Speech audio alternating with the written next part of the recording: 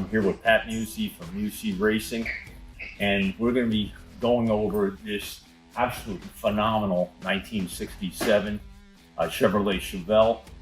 The car is, Pat, how would you describe it? Is it it's basically a hot rod? It's a muscle car, what I call a muscle car. Yeah, it's got vintage air, it's got everything everybody wants, power steering and all that, but end of the day, it's a muscle car like I drove in my day when I was 17, 18 years old. So it was built on a platform. So Vic Edelbrock had the exact same car. And one day we're just he would call a bench race, and we were sitting at Edelbrock. And he said, hey, what can you build me for the street that we can run in a street car? And that's how the Edelbrock Musi 555 came about. And the first one went his red Chevelle. And I don't know if family's got that car, but I said, you know what? Let's build a tribute car for Vic, because we're really good friends. He's a great guy, taught me a lot, but so that's how this whole idea came about.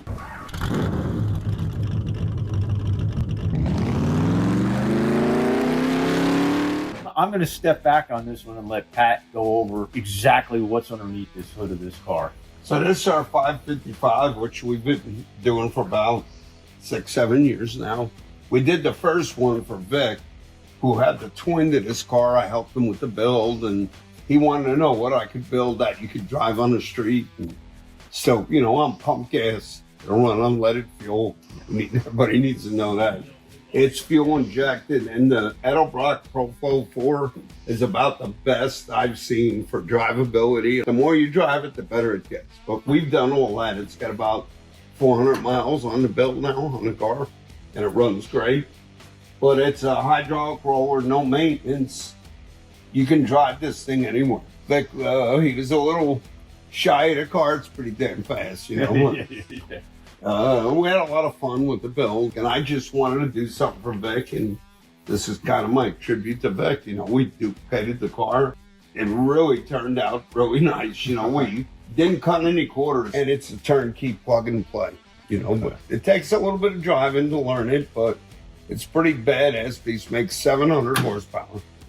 That's pretty stout on the street. I get guys saying, well, can I get a little more power? I said, well, why don't you try this thing out first? And let's see, And it's a big block. And I've been a big block guy since I'm 16 years old. Could you put this motor in just about anything built in this era? Or? We've probably sold, Dean, over 100 of them. By the way, this engine turnkey with the ECU, with the wiring, is available from Edelbrock or from us. We build them all here in Moroso for Edelbrock. And I'm telling you, 700 horsepower is a lot on unleaded fuel. No power hitters. If a guy wanted to put nitrous on, he could, but this is plenty. This is a car you can enjoy. It's fast. It brings me back to my teenage days, because this is what we raced on the street. We had nowhere near this power. We had maybe 450, 425, back in those days. But it's fast, it's reliable, no maintenance, it's a hydraulic roller. It's really a good pack. As soon as I arrived this morning, the first thing I noticed was we put the car up on the lift, and this is detailed. I mean, this is a detailed undercarriage. Pat is going to have to go over more of the technical components of what's in this car. So we're going to walk through the undercarriage of the car and just point out a few things about the suspension, the braking, and the transmission. So we'll just take a step under here, and I'll hand the ball over to Pat. Well, starting from the front is a B-Coal aluminum radiator. We prefer, it's electric fans. It doesn't get over, no matter how hot it is, 180 degrees. One of our sponsors this year is Lemons Headers in California. And you can see these are all equal length. Dan Lemons designed all these 40s cars, but just look at the fit. You don't get that in and out of the box header, a $500 set versus a $3,000 set. But, just the fit. I mean, to get all equal tubes. If we're racing on the street, this is what we would try to build for the cars. That's what would beat the other guy back in the day, Yeah. So. Then here we went with the Tremec. We wanted the overdrive, so if you get on the highway, you put it in fifth. It's a fast street car, but it handles well. And the suspension system in the car? It's all tubular. It's all Detroit speed. There's nothing cut corners on this car. It's all new sheet metal, all new floors, you know, and that's something I wanted to talk about. A lot of people don't notice, but when you put a Tremec in a Chevelle, you have to raise that tunnel. I see them over and over again where the headers are dropped down. They just drop this mount. You can get away with it, but it's not right. It's not something I would do. So this is all the tunnels, but you can't tell. It looks factory. Yeah. Drive shaft lines up right. You know, they, like I said, you would have to drop this in the stock floor almost the width of this motor mount. So little things like that, you know, that we pay attention to. Then the exhaust coming back is all stainless. You know, it's got a good drive shaft. The fuel system, it's got the EFI pump built into the tank, so it's quiet when you're driving down the road. You don't hear it. You know, again, this all Detroit stuff. It's got bars on it, like the old days, wheel hop and all that. But, you know, if you were going to race it and put a slick on it, you'd probably want maybe a 4.9-inch, but 12 volt. There's a lot of classes that run street tires.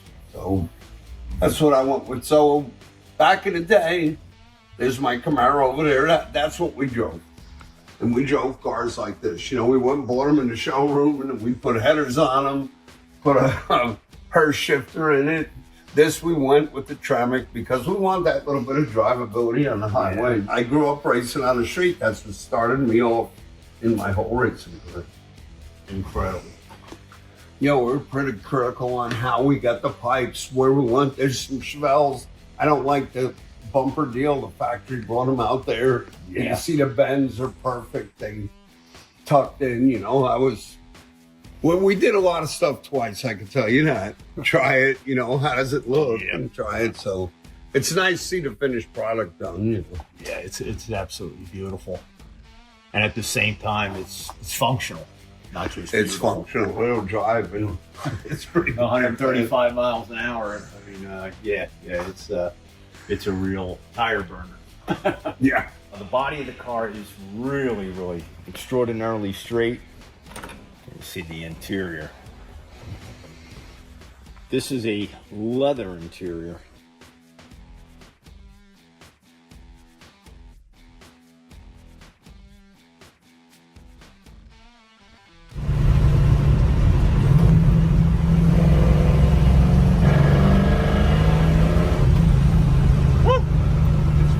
It's a fast car. It's a scary car, I'll tell you.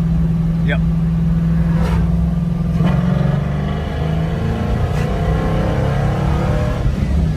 It's way too fast for these roads. Yeah.